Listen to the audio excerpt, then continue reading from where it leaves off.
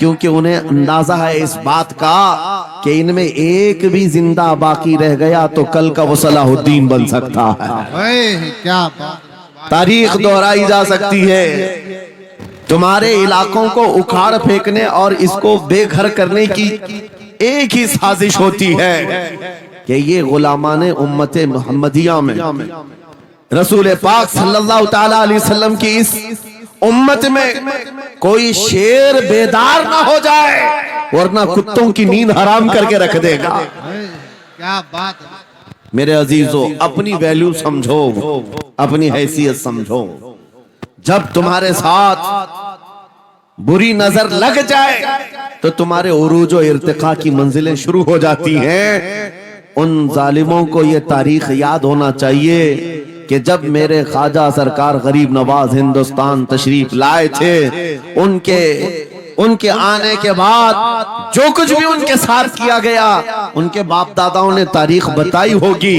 गरीब नवाज को निकालने के लिए, उनकी झोपड़ी उजाड़ने के लिए, उनके खीमे को तोड़ने के लिए, यहाँ तक के सरकार गरीब नवाज जिस दरख्त के नीचे बैठे वहां से उठवा दिया, क्या क्या नहीं किया। लेकिन आज तारीख 800 साल के बाद भी सन्नाटेदार थप्पड़ मार करके बता रही है, जिसको तुम यहाँ से बेघर करने की कोशिश कर रहे थे, अल्लाह ने उसे ऐसा बादशाह बनाया। तुम्हारी हुकूमतें 5 साल के बाद डील डोल होने लगती हैं और उस मर्द कलंदर की हुकूमत 800 साल से चल रही है, वो भी गर्दनों पर नहीं लाखों दिलों पर हुकूमत कायम है। क्या बात है, सुभान अल्लाह। कुरान में अल्लाह फरमाता है वअम्मा मा यनफउन्नास फयमकुतु फिल अर्द, जो लोगों को नफा देता है वो जमीन में बरकरार रहता है। कुरान की आयत पढ़ करके मैं तुम्हें हौसला देता हूँ, तुम्हें यह हौसला देता हूँ। अल्लाह ने कुरान में फरमाया इन्ना अर्दी वासिआ, मेरी जमीन बहुत कुशादा है, मेरी जमीन बहुत कुशादा है। रब ताला फरमाता है वलक़द कतबना फी ज़बूर मिन बादि ज़िक्र अन्नल अर्द यरिथुहा इबादियस सालिहून, हमने ज़बूर में ये लिख दिया है कि हम इस जमीन का वारिस नेक बंदों को बनाएंगे। सुभान अल्लाह। आप इस बात के खौफ में न रहे, इस बात के खौफ में न रहे। अजीज़ान गिरामी वक़ार, जो काम तुम्हें करने के लिए कहा गया है वो क्या है? वो एक ऐसा इनकलाब इस जमीन से आना चाहिए, एक ऐसा इनकलाब। आपको मैं एक बात बता दूं तारीख में, जो तुम्हारी सिचुएशन और तुम्हारी हालत के मुताबिक हो, मैं वो बात करने की कोशिश करता हूं ताकि तुम्हारे दिल पर असर हो। आप जिस इलाके में रह रहे हैं, आप यहाँ के हालात बेहतर जानते हैं। वो दिन याद करो जब नबी पाक सल्लल्लाहु ताला अलैहि वसल्लम ने ऐलान नबूवत फरमाया मक्का में, और उसके बाद कुफ्फार और मुशरिकीन का जुल्म शुरू हो गया। गरीब सहाबा को पकड़कर मारते थे। हजरत बिलाल हबशी, हजरत खुबैब इब्न अदी, हजरत खब्बाब इब्न अल-अरद, हजरत ज़ैद बिन दसना, हजरत अम्मार बिन यासिर, ये वो सहाबा हैं जिनको सिर्फ मारा नहीं गया है, आग में तपाया गया है। सब कर लिया। मॉब लिंचिंग मक्का के जालिम करते थे बहुत। और एक दिन ऐसा आया, तवज्जो, मैं जो कहने जा रहा हूं, नबी पाक सल्लल्लाहु ताला अलैहि वसल्लम हरम पाक में दाखिल हुए, मस्जिद हरम में आए। खाने काबा की चाबी उस वक्त उस्मान बिन शैबा के पास हुआ करती थी, जो ईमान लाए हुए नहीं थे। हज़रत उस्मान गनी नहीं है, वो दूसरे उस्मान है। उस्मान बिन शैबा के पास काबे की चाबी होती थी। हुजूर पाक सल्लल्लाहु अलैहि वसल्लम ने उनके पास आकर के कहा, उस्मान काबे की चाबी दो, दरवाजा खोल के मैं अंदर जाना चाहता हूं। उन्होंने कहा नहीं, तुम हमारा दीन छोड़े हुए हो, हमारे दीन से तुम बरगश्ता हो, मैं तुम्हें काबे में अंदर आने नहीं दूंगा। किससे कहा? कायनात के आका व मौला रसूलुल्लाह। हुजूर ने कुछ नहीं कहा। तवज्जो, मेरे आका ने फरमाया उस्मान, याद रखना एक दिन ये चाबी मेरे पास होगी और ये चाबी मैं जिसको चाहूंगा दूंगा और कयामत तक उससे कोई चाबी छीन नहीं सकेगा। सुभान अल्लाह, सुभान अल्लाह। इतनी बड़ी बात, जबकि मक्का के हालात बहुत अलग थे। जगह जगह सहाबा को मारा जा रहा था, और छुप छुप करके इस्लाम की तबलीग की जा रही थी। उस जमाने में मेरे आका फरमाते हैं, उस्मान ये चाबी एक दिन मेरे हाथ में होगी काबे की, मैं जिसे चाहूंगा अता करूंगा और फिर कयामत तक उससे कोई चाबी नहीं छीन सकेगा। यह हदीस पाक में मौजूद है। उस्मान बिन शैबा कहते हैं पहले तो मुझे हंसी आई, क्योंकि ये खाने काबा की चाबी की जिम्मेदारी आम नहीं होती, खानदानी है, बरसों से चली हुई विरासत के साथ आती है। और ये इस तरह से मुझे कह रहे हैं कि चाबी इनके पास चली जाएगी। और फिर उस्मान बिन शैबा कहते हैं इनके हालात देख करके तो लग नहीं रहा था कि चाबी जाएगी, लेकिन जलाल जिस अंदाज में गुफ्तगू हो रही थी ये देखकर डर भी लग रहा था कि कहीं ये सचमुच चाबी ले तो नहीं लेंगे। फिर उस्मान बिन शैबा कहते हैं वो हालात भी आ गए कि जब रसूलुल्लाह हिजरत करके चले गए मक्का से, सहाबा भी घर बार छोड़कर चले गए। उस्मान बिन शैबा कहते हैं अब तो दिल मेरा चौड़ा हो गया, कहां मुझसे चाबी लेने की बात कर रहे थे, कहां इनका घर भी नहीं बचा, घर भी छोड़कर जाना पड़ा। अगर कल तुम्हारा घर छोड़कर जाना पड़े तो मेरी ये बात याद रखना, इस हदीस को याद रखना। हुजूर पाक हिजरत करके चले गए, सहाबा भी अपने घर बार सब छोड़कर मदीने चले गए। उस्मान बिन शैबा कहते हैं अब तो मेरा सीना चौड़ा था, कहां ये चाबी की बात करते थे, कहां अपना घर भी नहीं रख सके। साल गुजर गया, 2 साल गुजर गए, 3 साल गुजर गए, 4 साल गुजर गए, 5 साल गुजर गए, 6 साल गुजर गए।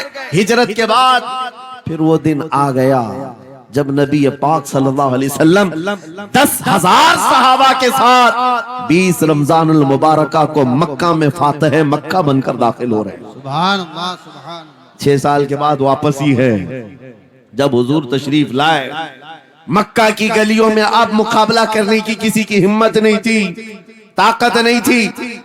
हुजूर पाक जैसी हरम मक्का में दाखिल होते हैं, सारे इधर उधर छुप करके भाग रहे थे जिन्होंने जुल्म किया था अपने दौर में। कोई इसके घर भाग रहा है, कोई उसके घर भाग रहा है। वो दिन आएगा, याद रखो, वो दिन याद रखना। कुफ्फारे मक्का भाग रहे थे, जान बचा रहे थे, और मेरे आका काबे के पास खड़े होकर के ऐलान कर रहे थे आज तुम्हारी जान बख्श दी गई है, आज तुम्हारे लिए रहमत का दिन है, हम आज किसी के साथ मुकाबला नहीं करेंगे। हुजूर अपनी रहमत के खैरात बांट रहे हैं। फिर अब सुनो, 10,000 सहाबा के साथ जब मक्का मुकर्रमा में मेरे आका दाखिल हुए, अब खाने काबा खोलने की बात थी। चाबी किसके पास है? उस्मान बिन शैबा के पास। बुलाया रसूलुल्लाह ने, कहा है उस्मान बिन शैबा? आए, सर झुकाए हुए आए, ईमान लाए हुए नहीं थे। कहा लाओ चाबी। चाबी दे दिया हुजूर के हाथ में। कहा है उस्मान क्या मैंने ये बात नहीं कही थी, एक दिन ये चाबी मेरे हाथ में आएगी। वो सर नहीं उठा सके, सर झुकाए खड़े रहे। मेरे आका ने अपने हाथों से चाबी खोला, खाने काबा का दरवाजा खोला, और वहां से सारे शिर्क और कुफ्र की आलाइशों को पाक किया। फिर उसके बाद चाबी बंद करके अब सुनो, मेरे आका बाहर आए और फरमाया आज मैं ये चाबी ऐसे आदमी के हाथ में दूंगा जिससे कयामत तक कोई छीन नहीं सकेगा। क्या बात है, सुभान कितना बड़ा फरमान है मेरे आका का। सुभान। हुजूर ने जब ये फरमाया तो जो बड़े बड़े सहाबा थे उनके दिलों में ख्वाहिश थी काश चाबी हमें मिल जाए, हमारे खानदान में चलती रहे। वहां सिद्दीक अकबर भी हैं, फारूक आजम भी हैं, उस्मान इब्ने अफ्फान भी हैं, हैदर कर्रार भी हैं, रिदवानुल्लाहि अलैहि मजमाइन। सब सहाबा के दिल में ख्वाहिश थी ये चाबी हमें मिल जाए। मेरे आका सल्लल्लाहु अलैहि वसल्लम ने सबकी तरफ देखा और फिर आयत पढ़ी, इन्नल्लाह यअमुरुकुम अन तुअद्दुल अमानाति इला अहलिहा। बेशक अल्लाह तुम्हें हुक्म देता है अमानत उसके अहल के सुपुर्द कर दो। ये आयत पढ़ करके मेरे आका फिर उन्हीं शख्स को बुलाते हैं जिनके पास पहले से चाबी थी। उस्मान बिन शैबा, करीब आओ, करीब आओ। वो कहते हैं मेरी तो हालत गैर थी, आज तो मैं मुजरिम बन करके आया था, कैदी बन करके आया था, मुझे तो आज मारा जाना था, ईमान लाए हुए नहीं थे। हुजूर ने कहा ये चाबी वापस मैं तुमको ही देता हूँ और सुबह कयामत तक ये तुम्हारे खानदान में रहेगी। सुभान अल्लाह। इतना कहना था, उस्मान बिन शैबा ने पुकार कर कहा ला इलाहा इल्लल्लाह मुहम्मदुर रसूलुल्लाह। क्या बात है, सुभान। मेरे अजीजों, आज भी जाकर देख लेना, दसियों बादशाह आए होंगे, सैकड़ों हुकूमतें बदल गई होंगी, खाने काबा की चाबी आज भी उस्मान बिन शैबा के खानदान में ही मौजूद है। वो सहाबी रसूल। मैं ये हदीस इसलिए आपके सामने अर्ज किया, तुम उस रसूल के उम्मती हो, उस रसूल के उम्मती हो जिन्हें एक बार ललकार करके चैलेंज कर दिया गया था कि काबा की चाबी नहीं देंगे। मेरे आका सल्लल्लाहु अलैहि वसल्लम ने अपने जलाल और जमाल के संगम के साथ ऐलान फरमाया था, ये चाबी मेरे हाथ में होगी। आज उस हबीब कायनात रसूल कायनात सल्लल्लाहु अलैहि वसल्लम की उम्मत को मैं ये हदीस सुना करके अर्ज कर रहा हूँ, हालात अगर मक्का जैसे आ गए तो नर्वस मत हो जाना, हमारा घर लुट जाएगा, हमारी चाबियां चली जाएंगी, हमारे कुवाड़ दरवाजे बंद हो जाएंगे। उस नबी को याद करना, आका आपका उम्मती अगर बेघर किया जा रहा है, आपकी तरफ से मदद आ जाए और आएगी, मेरा यकीन है मदीने से आवाज आएगी। आज ये जालिम कुत्ते अगर तुम्हारा दरवाजा बंद करते हैं, इंतजार करो, इंतजार करो, कुछ देर की खामोशी है, फिर शोर आएगा। आज कुत्तों का वक्त है, कल हमारा दौर आएगा। नारे तकबीर, नारे रिसालत, अज़मते रसूल, शाने रसूल, फैजाने औलिया इकराम, फैजाने आशिक़े रसूल। नारे तकबीर। बात सिर्फ इतनी है कि हम छोटी छोटी तकलीफों से बिलबिला उठते हैं और हम सबर की तरफ नहीं देखते। हमें हालात आज हिला दिए जाएंगे, झिझोड़ दिए जाएंगे। कुरान पाक में रब ताला फरमाता है, अम हसिबतुम अन तदखुलुल जन्नह वलम्मा यातिकुम मसलुल लज़ीना खलौ मिन क़ब्लिकुम मस्सतहुमुल बअसाउ वद्दर्राउ वज़ुलज़िलू हत्ता यक़ूलर रसूलु वल्लज़ीना आमनू मअहु मता नस्रुल्लाह अला इन्न नस्रल्लाहि क़रीब। मेरा रब फरमाता है, क्या तुम ये सोच कर बैठे हो कि ऐसी ही जन्नत में दाखिल हो जाओगे और पहले वालों को जिस तरह तकलीफें आई तुम्हें नहीं आएंगी? उनको हिला दिया गया था, यहाँ तक कि रसूल ने भी और उनके साथ ईमान वालों ने भी ये कह दिया, ये कहने लग गए अल्लाह की मदद कब आएगी? आगाह हो जाओ, अल्लाह की मदद बहुत करीब है। कुरान की आयत है। तुम अगर ये गुमान करके बैठे हो कि यूं ही जन्नत में चले जाए, हाँ यूं ही हम सारी मंजिलें तय कर लेंगे, जिसका जितना ईमान होगा उतना वो आजमाया जाएगा, उतने इम्तिहानात से गुजारा जाएगा। आज ऐ नौजवानों, तुम्हारे इम्तिहान का वक्त करीब आने वाला है। तुम्हें क्या करना चाहिए? क्या करना चाहिए? इम्तिहान देने के लिए तैयार रहना चाहिए, वरना हवाओं की कीड़े मत बनना। आज हवा उनकी चल रही है तो उनकी जय जय करेंगे, कल इनकी चल रही है इनकी जय जय करेंगे। ईमान वालों की ये मेयार नहीं है। जो ईमान वाला है वो हर आंधी में डटा रहता है, जमा रहता है। खालिद बिन वलीद को याद करो, एक लश्कर लेकर के वो एक इलाके में गए थे। तवज्जो है नौजवानों, हाँ मैं देख रहा हूं बहुत सारे खड़े हुए हैं और बैठे हुए भी हैं। जो जैसा है वहीं जमा रहेगा, क्योंकि ये महफिल रसूल है, महफिल रसूल है। जाहिर सी बात है, खड़े होने वाले वो भी उतना सवाब हासिल करेंगे, बैठे हुए भी। लेकिन कुरान कहता है ला यस्तविल काइदून, यानी बैठे हुए लोग खड़े हुए लोगों के बराबर नहीं होते। खैर बात यह है कि आप अपना जहन इस तरफ रखें। खालिद बिन वलीद, उस अजीम मुजाहिद की बात कर रहा हूं रदी अल्लाह तआला अन्हु। एक लश्कर लेकर, नौजवानों का लश्कर था, एक ईसाई किले का मुहासरा कर लिया। और किले का मुहासरा करने के बाद अंदर सख्त लोग थे, मुकाबला कर रहे थे, लेकिन किला फतह नहीं। अब अंदर वालों ने यह मशवरा कर लिया, जो बड़ा राहिब था, पादरी था, कहा ये खालिद बिन वलीद है, इससे लड़ना आसान नहीं है। ये जहां जाता है फतह के झंडे गाड़ कर आता है। उसने जो गुरु घंटाल था सबको जमा किया और कहा मैं एक तरीका ढूंढा हूं, इसके जरिए से इनके ऊपर हम कामयाबी हासिल कर लेंगे। सबने कहा हम इत्तेफाक करते हैं। कहा क्या तरीका है? गुरु ने कहा, पादरी ने कहा, ये बैठाए ये सब चीजें महफिल रसूल के आदाब नहीं। जो लोग बैठा रहे हैं, मैं कह रहा हूं जो जहां है जिस हालत में है, खड़े रहेंगे इंशाअल्लाह। आप अगर खड़े होने में दिक्कत महसूस कर रहे हैं, मैं भी खड़ा होता हूं इंशाअल्लाह। ठीक है?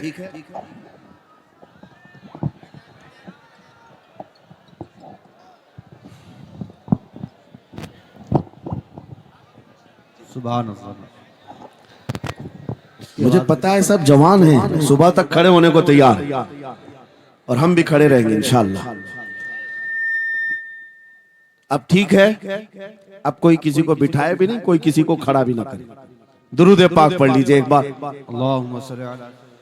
अल्लाहुम्मा सल्ली अला सय्यिदिना मुहम्मद व आलिहि व अस्हाबिहि व बारिक व सल्लिम। मुझे पता है मुफ्ती साहब, मैं ये आपको बता दूं, हर जलसे में ये हाल हम देखते हैं। वजह यह है कि हम कुर्सी पे बैठे रहते, कुछ लोगों को नजर नहीं आते, वो हंगामा करते रहते, इधर से नहीं दिख रहे, उधर से नहीं दिख रहे, और आसपास जो बैठे हुए हैं इनको वो अड़चन समझते हैं कि ये बीच में हाइल हो गए। लेकिन मैं इतनी बात कहता हूं, अल्हम्दुलिल्लाह हमारी वो कौम है, मुझ जैसे एक निकम्मे, मैं एक गुलाम और खादिम हूं, मुझे देखने के लिए वो बीच में किसी को बर्दाश्त नहीं कर पाते, तो ये अपने रसूल और अपने दरमियान किसी और को क्यों बर्दाश्त कर सकती है? क्या बात है, बहुत अच्छा। हम गुलामों के लिए इनके जज्बात हैं, तो रसूल के लिए जज्बात और हैं। अल्हम्दुलिल्लाह वो इश्क अभी सलामत है, इसीलिए तो हम घूम रहे हैं।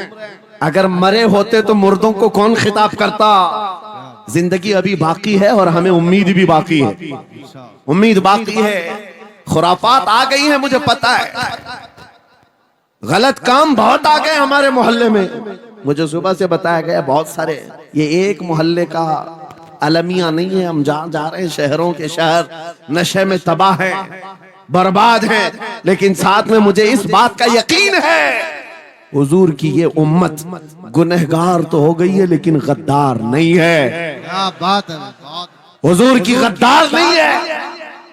आज भी अगर इनसे कह दो, चाहे वो किसी भी तरह का अमल रखता हो, हुजूर की इज्जत की बात आई तो अपनी गर्दन लेकर हाजिर होने को तैयार सुभान अल्लाह है या नहीं मेरी इस बात पर?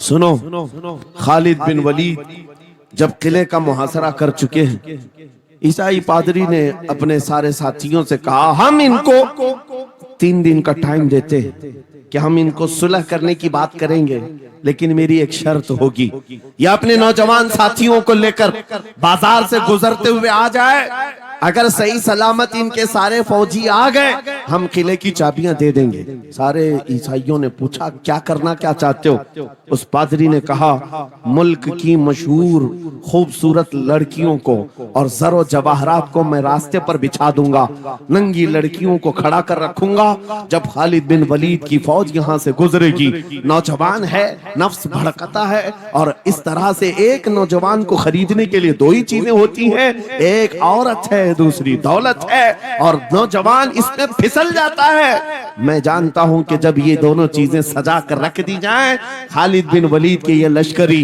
टूट पड़ेंगे औरतों पर और दौलत पर, हम आसानी से इन पर काबिज हो जाएंगे। सबने वाह वाह किया, तालियां बजाई, और पादरी आकर खालिद बिन वलीद से कहता है, हम आपसे लड़ना नहीं चाहते, हम आपसे मुकाबला नहीं करना चाहते, आप 3 दिन के बाद अपने लश्करियों को लेकर इस बाजार से गुजरते हुए आ जाइए, सही सलामत अगर आप पहुंच गए तो किले की चाबियां आपके हवाले कर दूंगा। तवज्जो, खालिद बिन वलीद ने कहा मंजूर है, ये शर्त मैं इत्तेफाक करता हूं। वापस आया, अपने साथियों से कहा जंग नहीं करनी है, लेकिन एक ही शर्त उन्होंने रखा है, 3 दिन के बाद इस बाजार से गुजर कर हमें जाना है, लेकिन कोई ना कोई हरबा तो होगा, कोई ना कोई साजिश तो होगी, हर चीज के लिए तैयार रहना। खालिद बिन वलीद अपने उन नौजवान लश्करियों से कह रहे थे। ऐ नौजवानों, तवज्जो से सुनना इस बात को। आज भी दुनिया ये सारे हरबों पर अमल कर रही है हमारे साथ, हमारे नौजवानों के साथ। खालिद बिन वलीद के 3 दिन गुजर गए। ईसाइयों ने अपनी तैयारियां खूब कर ली। बाजार में ओरियां लिबास में, आधे लिबास में नंगी लड़कियों को खड़ा किया। सरो जवाहरात दौलत के अंबार बिछा दिए।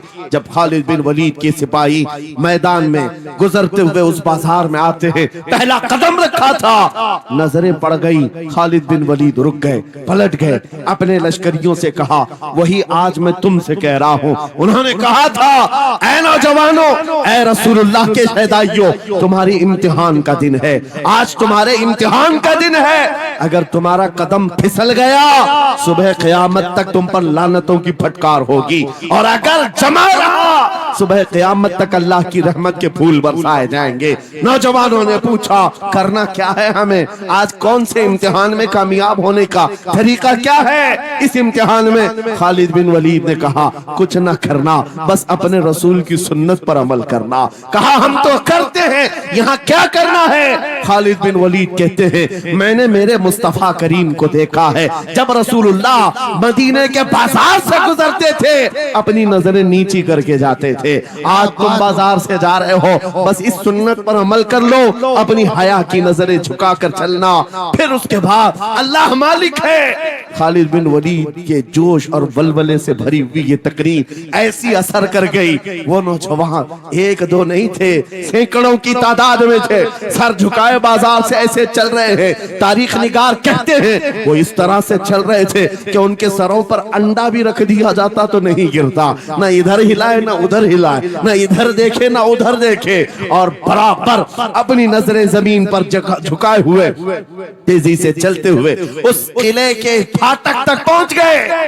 वहां वो पादरी साहब इंतजार में थे, भटक गए होंगे, औरतों से भिड़ गए होंगे, दौलत जमा कर रहे होंगे, मगर ये दीवाने ठुकराते हुए हर दौलत और उरियानियत को उस किले के फाटक तक पहुंच गए।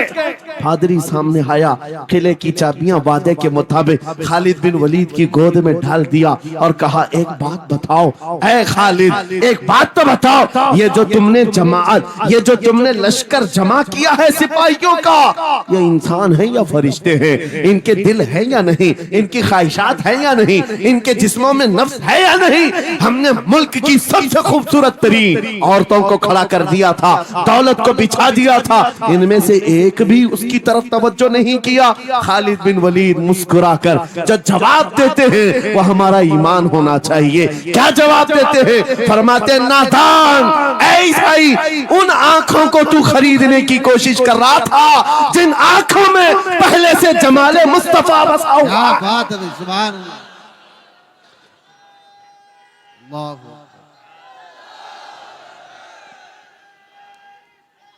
या रसूल,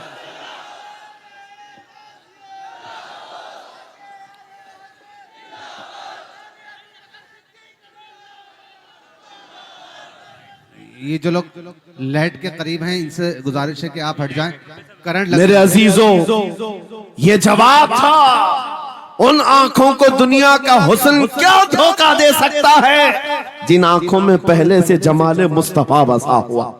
और तारीख ने बार बार ये गुमराह करने की कोशिशें की, एक बार नहीं, 2 बार नहीं।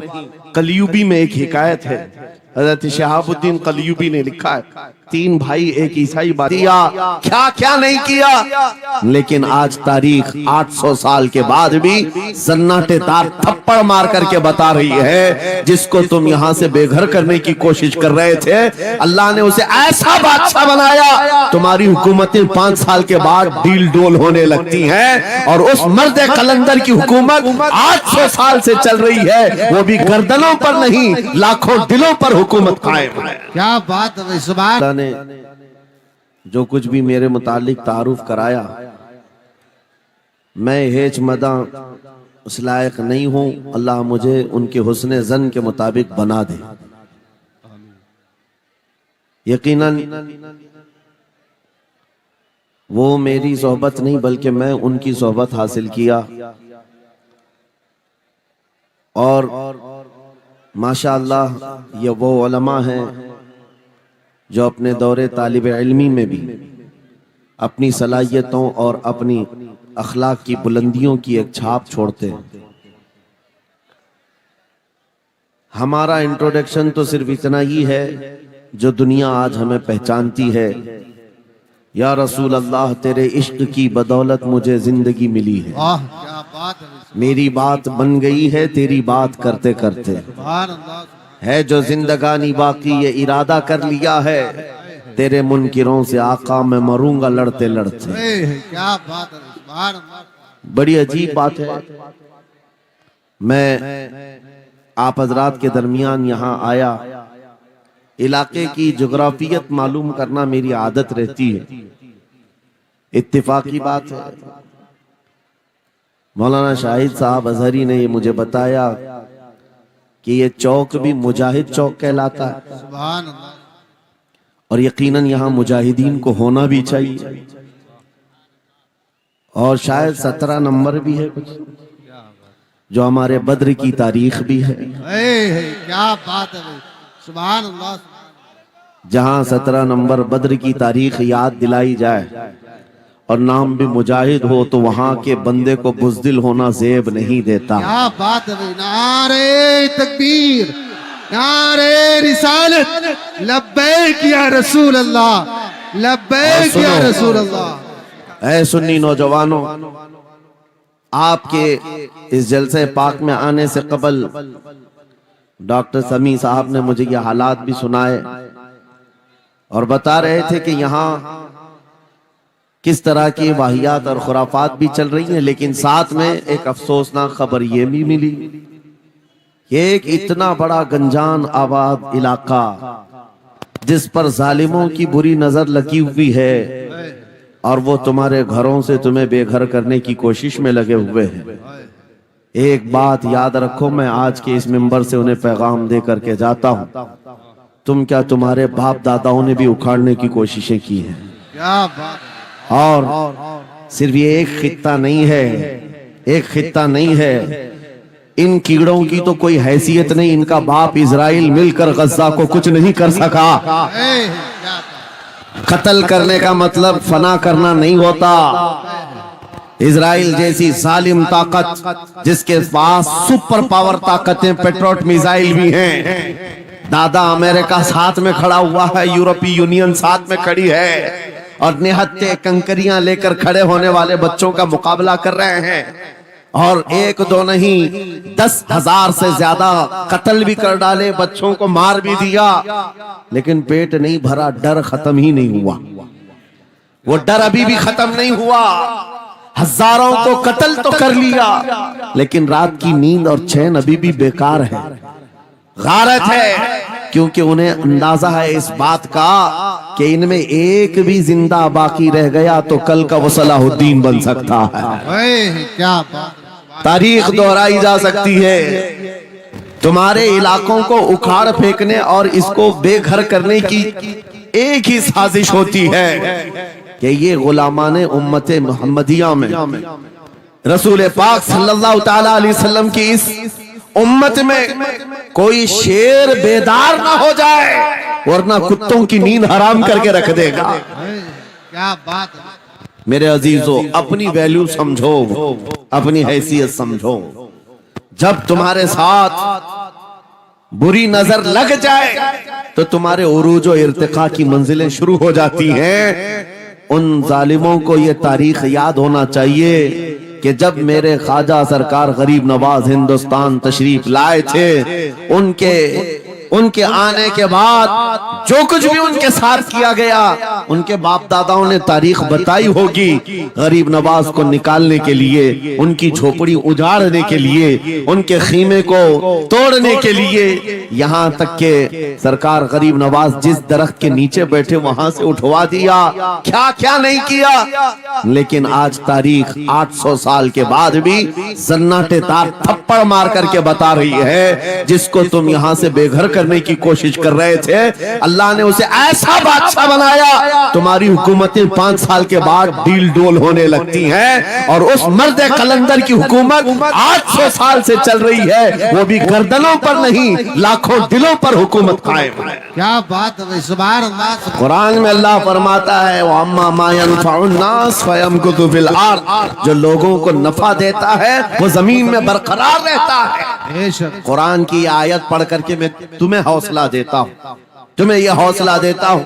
अल्लाह ने कुरान में फरमाया इन्ना अर्दी वासिआ, मेरी जमीन बहुत कुशादा है, मेरी जमीन बहुत कुशादा है। रब ताला फरमाता है वलक़द कतबना फी ज़बूर मिन बअदि ज़िक्र अन्नल अर्द यरिथुहा इबादियस सालिहून, हमने ज़बूर में ये लिख दिया है कि हम इस जमीन का वारिस नेक बंदों को बनाएंगे। सुभान अल्लाह, सुभान। आप इस बात के खौफ में न रहे, इस बात के खौफ में न रहे। अजीज़ान गिरामी वक़ार, जो काम तुम्हें करने के लिए कहा गया है वो क्या है? वो एक ऐसा इनकलाब इस जमीन से आना चाहिए, एक ऐसा इनकलाब। आपको मैं एक बात बता दूं तारीख में, जो तुम्हारी सिचुएशन और तुम्हारी हालत के मुताबिक हो, मैं वो बात करने की कोशिश करता हूं ताकि तुम्हारे दिल पर असर हो। आप जिस इलाके में रह रहे हैं, आप यहाँ के हालात बेहतर जानते हैं। वो दिन याद करो जब नबी पाक सल्लल्लाहु तआला अलैहि वसल्लम ने ऐलान नबूवत फरमाया मक्का में, और उसके बाद कुफ्फार और मुशरिकीन का जुल्म शुरू हो गया। गरीब सहाबा को पकड़कर मारते थे। हजरत बिलाल हबशी, हजरत खुबैब इब्न अदी, हजरत खब्बाब इब्न अल-अरत, हजरत ज़ैद बिन दसना, हजरत अम्मार बिन यासिर, ये वो सहाबा हैं जिनको सिर्फ मारा नहीं गया है, आग में तपाया गया है। सब कर लिया। मॉब लिंचिंग मक्का के जालिम करते थे बहुत। और एक दिन ऐसा आया, तवज्जो, मैं जो कहने जा रहा हूं, नबी पाक सल्लल्लाहु तआला अलैहि वसल्लम हरम पाक में दाखिल हुए, मस्जिद हरम में आए।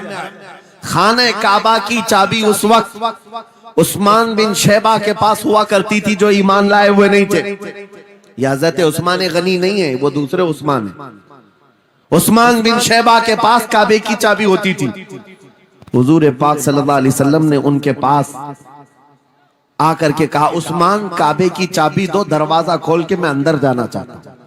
उन्होंने कहा नहीं, तुम हमारा दीन छोड़े हुए हो, हमारे दीन से तुम बरगश्ता हो, मैं तुम्हें काबे में अंदर आने नहीं दूंगा। किससे कहा? कायनात के आका मौला रसूलुल्लाह। हुजूर ने कुछ नहीं कहा।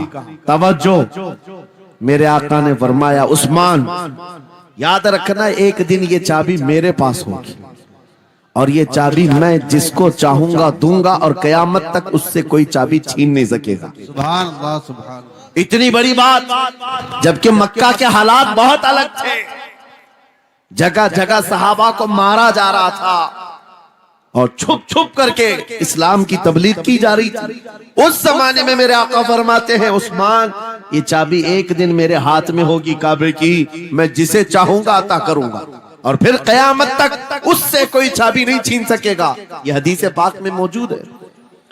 उस्मान बिन शैबा कहते हैं पहले तो मुझे हंसी आई, क्योंकि ये खाने काबा की चाबी की जिम्मेदारी आम नहीं होती, खानदानी है, बरसों से चली हुई विरासत के साथ आती है। और ये इस तरह से मुझे कह रहे हैं कि चाबी इनके पास चली जाएगी। और फिर उस्मान बिन शैबा कहते हैं इनके हालात देख करके तो लग नहीं रहा था कि चाबी जाएगी, लेकिन जलाल जिस अंदाज में गुफ्तगू हो रही थी, ये देखकर डर भी लग रहा था कि कहीं ये सचमुच चाबी ले तो नहीं लेंगे। फिर उस